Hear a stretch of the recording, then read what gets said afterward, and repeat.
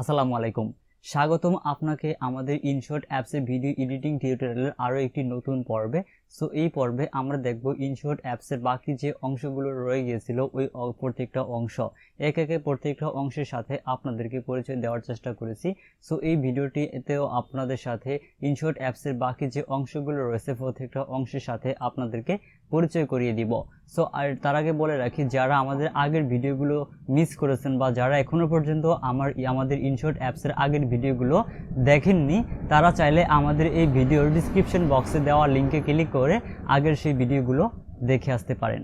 So চলুন আমরা আমাদের মোবাইল স্ক্রিনের মাধ্যমে দেখি কিভাবে বাকি যে অপশনগুলো বা অংশগুলো রয়েছে সেই অংশগুলো দিয়ে এডিটিং করতে হয় সেই প্রসেস। ভিউয়ার্স, সো ইনশট অ্যাপটিকে ওপেন করার পরে আমরা ঠিক এখান থেকে এই যে এই অপশনগুলো দেখতে পাচ্ছেন, এই অপশনগুলো আপনারা দেখতে পাবেন যে অপশনগুলো আমরা গত ভিডিওগুলোতে দেখিয়েছি।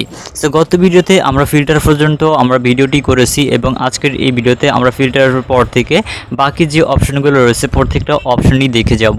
সো প্রত্যেকটা অপশনই দেখার জন্য আজকের এই ভিডিওটি শেষ পর্যন্ত মনোযোগ সহকারে দেখবেন। সো প্রথমেই পেয়ে যাব আমরা ফিল্টার অপশনটির পাশে ফিফথ নামে একটি অপশন। আমরা যদি এই ফিফথ নামে অপশনটির উপরে ক্লিক করি তাহলে আমাদেরকে নিয়ে আসবে আমাদের ফাইল ম্যানেজার অথবা আমাদের গ্যালারিতে।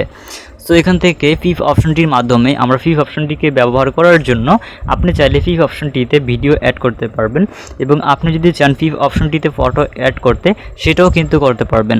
সো ফটো এবং ভিডিও দুইটাই অ্যাড করতে পারবেন। সো এখান থেকে ভিডিও অ্যাড করার জন্য জাস্ট ভিডিও অপশনে ক্লিক করবেন। ফটো অ্যাড করার জন্য জাস্ট এখান থেকে এই যে ফটো অপশনটি দেখতে পাচ্ছেন এই ফটো অপশনটির উপর একটা ক্লিক করে দিবেন। অলরাইট, সো দেন এখান থেকে আপনার যে ফটোটিকে দিতে চাচ্ছেন ফিফথ আকারে সেই ফটোটিকে জাস্ট সিলেক্ট করে দিবেন। সো আপনাদেরকে দেখানোর জন্য আমি আমার একটি ফটোকে এখান থেকে সিলেক্ট করে নিচ্ছি। সো এখান থেকে আমার এই ফটোটিকে সিলেক্ট করে নেওয়ার পরে আপনারা দেখতে পাচ্ছেন আমাদের এই ফটোটি কিন্তু ফিফথ আকারে এখানে চলে এসেছে। সো আপনারা চাইলে এই ফটোটিকে কিন্তু রোটেট করতে পারবেন এই যেভাবে। সো এখানে রয়েছে ফটোর একটি এটাকে বড় ছোটো করার জন্য একটি অপশন দেওয়া রয়েছে। সেই অপশনটির মাধ্যমে আপনাদের ফটোটিকে কাস্টমাইজেশন করতে পারবেন বা আপনারা যেখানে খুশি সেখানে এই ফটোটিকে ফিফথ আকারে ব্যবহার করতে পারবেন। সো ফিফথ আকারে ব্যবহার করে এখান থেকে আপনারা যেখানে খুশি সেখানেই ব্যবহার করবেন এটাকে। দেন এখান থেকে পাশে পেয়ে যাব কে ফর্ম নামে একটি অপশন, যেটা মূলত সেকেন্ডের মাধ্যমে আপনার ফটোটিতে ফিফ হবে। সো এখান থেকে এই অপশনটা আমরা নেক্সট কোনো একটা ভিডিওতে দেখাবো, কারণ এই অপশনটা অনেকটাই বড়। এই অপশনটির আপনারা এই ভিডিওতে শেয়ার করলে আপনারা বুঝতে পারবেন না। সো আমি নেক্সট কোনো একটা ভিডিওতে আপনাদেরকে এই ফিফ অপশনটির সাথে পরিচয় করিয়ে দিব এবং কিভাবে এই ফিফ অপশনটিকে ব্যবহার করতে হবে সম্পূর্ণ প্রসেসগুলোই আমরা নেক্সট কোনো এক ভিডিওতে দেখিয়ে দিব। সো আমরা এখান থেকে এই পিপটাকে ক্লোজ করে দিলাম। দেন এখান থেকে জাস্ট টিক মার্ক অপশনটিতে একটা ক্লিক করে দিলাম। দেন তারপর পাশে পেয়ে যাবেন ডিউরেশন নামে আরও একটি অপশন। এই ডিউরেশন অপশনটির উপরে ক্লিক করার পরে আমাদের সামনে ঠিক এরকম একটি ভলিউম অপশন ওপেন হয়ে যাবে। এই ভলিউম অপশনে দেখতে পাচ্ছি আমরা এখানে 5.0 সেকেন্ড লেখা চলে আসছে অলরেডি। সো এখান থেকে এটা হচ্ছে আপনি যে ফটোটিকে অ্যাড করেছেন, যেমন এখানে আপনি এই যে আমরা এই ফটোটিকে অ্যাড করেছি, এই ফটোটি কিন্তু আমাদের মূলত 5 সেকেন্ড রয়েছে। আমরা চাইলে এই ফটোটিকে আরও বড় করতে পারবো। আমরা চাইলে এই ফটোটাকে এখান থেকে ধরে এভাবে এই ডিউরেশনটাকে বড় করতে পারবো। সো এছাড়া আমরা চাইলে এই ডিউরেশনে ক্লিক করে প্রত্যেকটা ফটোকে জাস্ট এখান থেকে এই যে ডিউরেশন দেখতে পাচ্ছেন এটার মাধ্যমে কিন্তু বড় করতে পারবো। সো ঠিক সেম প্রসেসেই এছাড়া চাইলে কিন্তু আপনি যে কলম আইকনে ক্লিক করে আপনার পছন্দ অনুযায়ী বা আপনি যে যত সেকেন্ড রাখতে চাচ্ছেন তত সেকেন্ড এখানে লিখেও কিন্তু ব্যবহার করতে পারতেছেন, সেরকম একটি অপশন দেওয়া আছে এখানে। সো এই ছিল মূলত আমাদের ডিউরেশনের কাজে। দেন এখান থেকে আমরা টিকমার্ক অপশনটিতে ক্লিক করে ব্যাকে চলে আসলাম। দেন পাশে পেয়ে যাবো আমরা স্প্লিট নামে একটি অপশন।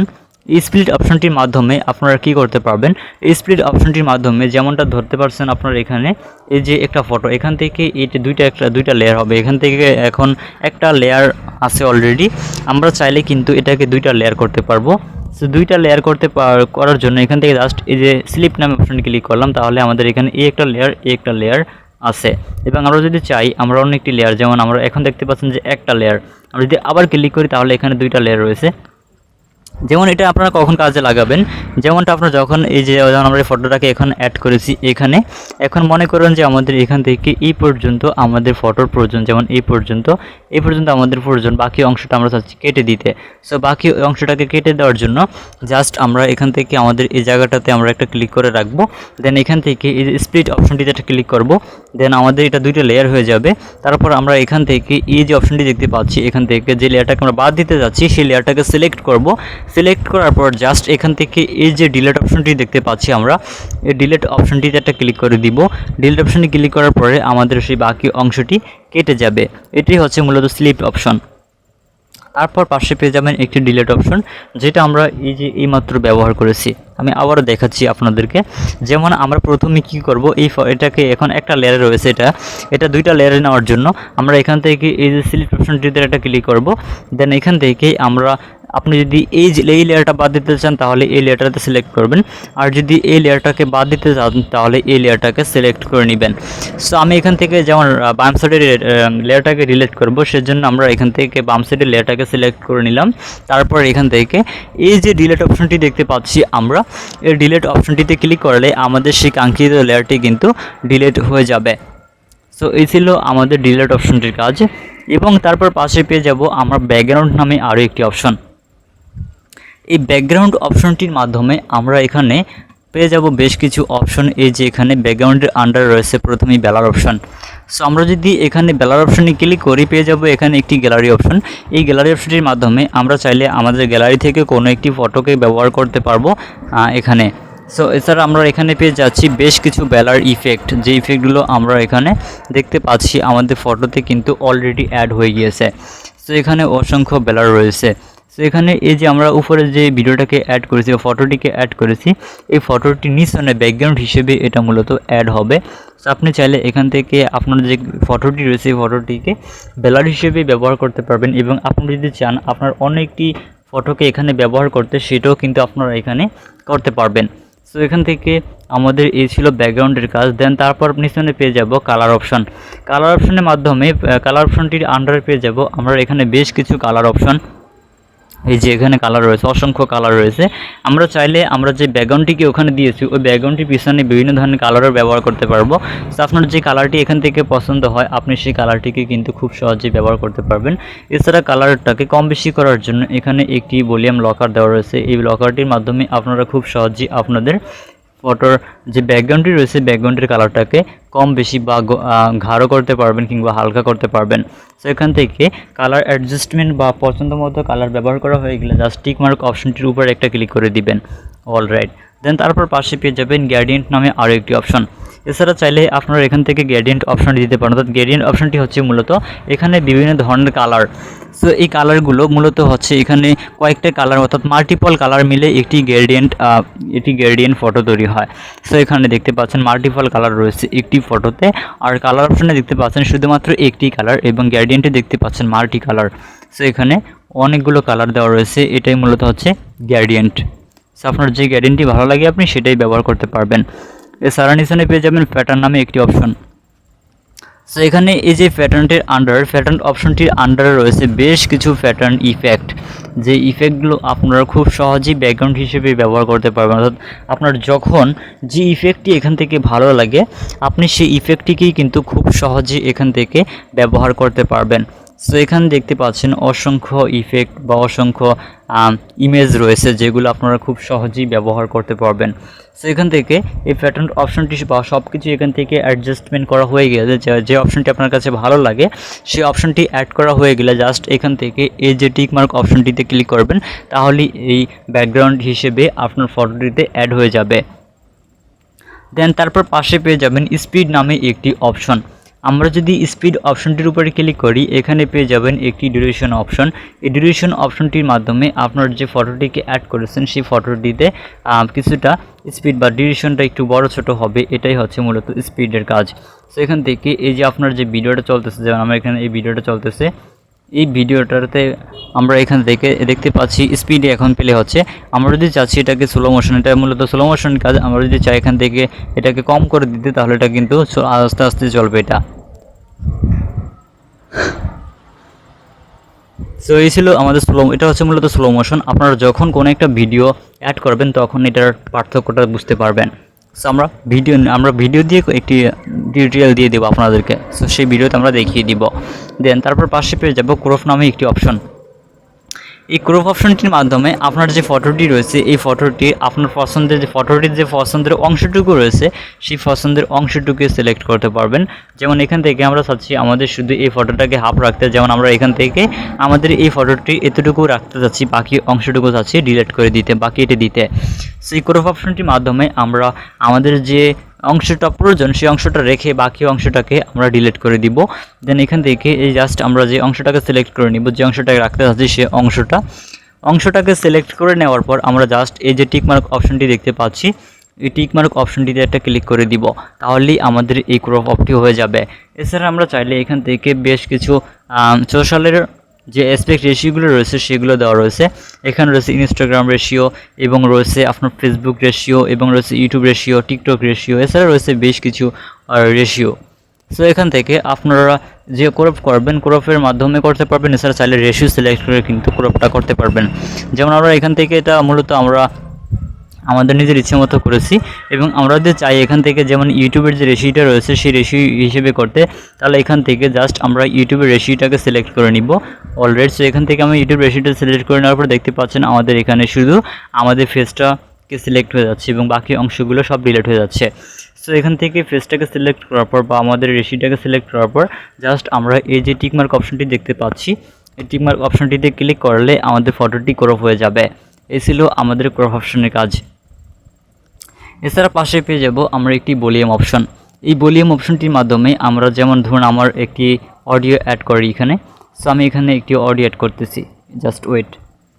সো এখান থেকে অডিওকে অ্যাড করার জন্য ইফেক্ট হিসেবে এখান থেকে আমরা ইম্পোর্ট মাই মিউজিকে ক্লিক করলাম, দেন এখান থেকে অডিওকে সিলেক্ট করলাম, দেন মিউজিক ক্লিক করলাম, অডিও চলে আসলো। দেন এখান থেকে আমরা অডিও লেয়ারটার উপর একবার টাচ করব, দেন আমাদের অডিওটা সিলেক্ট হয়ে যাবে।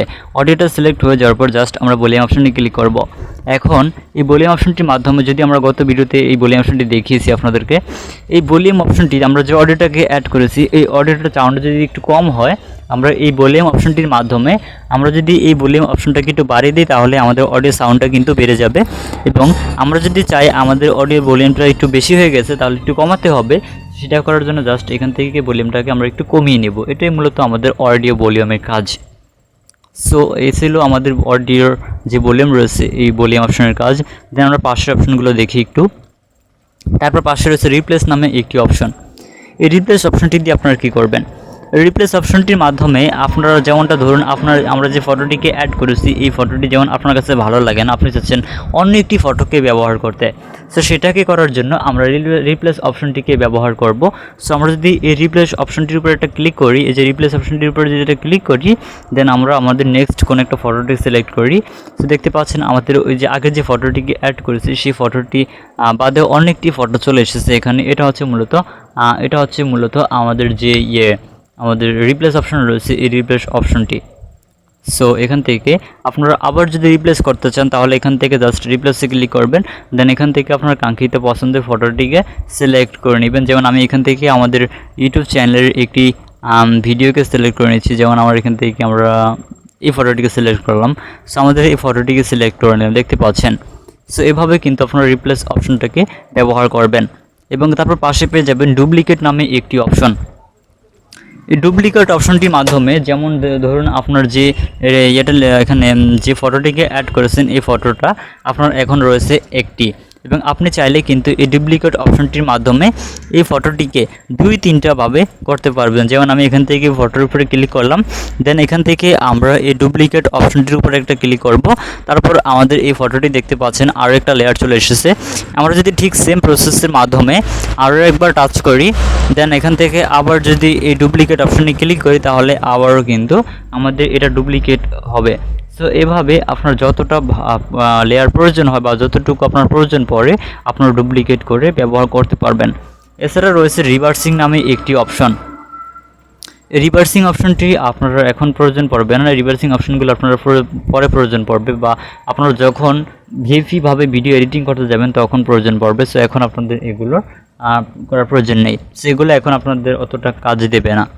সো তারপর পাশে পেয়ে যাবো রোটেট অপশন, যেটা আপনারা যারা ভিডিও এডিটিং করবেন তাদের জন্য একটি জরুরি অপশন। এই রোটেট অপশনটির মাধ্যমে আপনারা যে ফটোটিকে ব্যবহার করবেন সেই ফটোটিকে রোটেট হিসেবে ব্যবহার করতে পারবেন। যেমন অনেক সময় দেখা যায় আপনারা যখন মোবাইল দিয়ে সেলফি তোলেন তখন কিন্তু আপনাদের সেই ফটোটি কিন্তু অটোমেটিকলি মোবাইলে রোটেট হয়ে যায়। তখন কিন্তু আপনার ইনশট অ্যাপসে ফটোটি দিয়ে দেন, এখান থেকে আপনারা যেভাবে খুশি সেভাবে রোটেট করে ব্যবহার করতে পারবেন। এটা হচ্ছে মূলত রোটেট অপশন। সো একে একে আজকের এই ভিডিওতে প্রত্যেকটা অপশনই আপনাদেরকে দেখিয়েছি বা প্রত্যেকটা অপশনের সাথে আপনাদেরকে পরিচয় করিয়ে দিয়েছি। সো ফাইনালি এখন আপনাদের অনেকের প্রশ্ন হতে পারে যে আমরা এখন ভিডিওটা সেভ করব কিভাবে। সো একটি ভিডিওকে এডিটিং করার পর আপনারা সেভ করার জন্য জাস্ট এখান থেকে এই যে উপর অপশনটি দেখতে পাচ্ছেন এই অপশনটির উপরে একটা ক্লিক করবেন। দেন এখান থেকে আপনার ভিডিওটার যে রেজলিউশনটা রয়েছে এখান থেকে আপনারা রেজলিউশনটাকে কম বেশি করে ব্যবহার করতে পারবেন। যেমন এখান থেকে এখন রয়েছে ফুল এইচডি অর্থাৎ 1080p। সো দেন রয়েছে 720। সো এখানে রয়েছে রেজলিউশন, তারপর রয়েছে এমবি।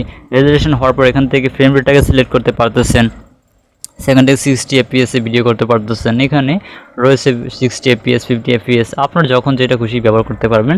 অর্থাৎ আপনার যদি ফুল এইচডিতে কোনো একটা ভিডিওকে কনভার্ট করতে চান তাহলে জাস্ট এখান থেকে 1080p-তে ক্লিক করে দেন, এখান থেকে 60 fps-এ ক্লিক করে দিবেন।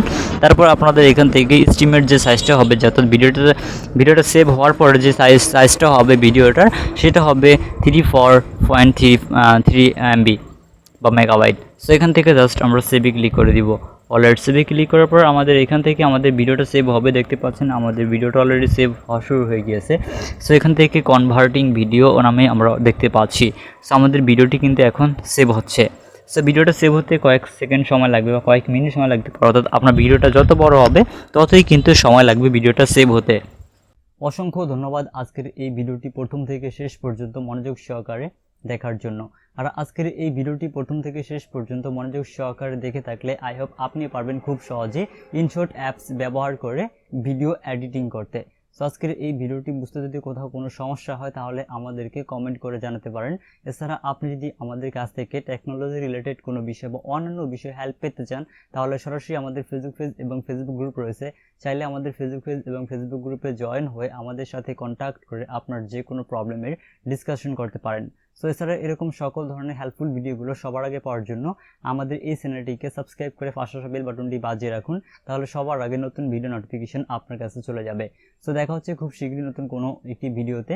সে পর্যন্ত সকলেই সুস্থ থাকুন। আল্লাহ হাফেজ।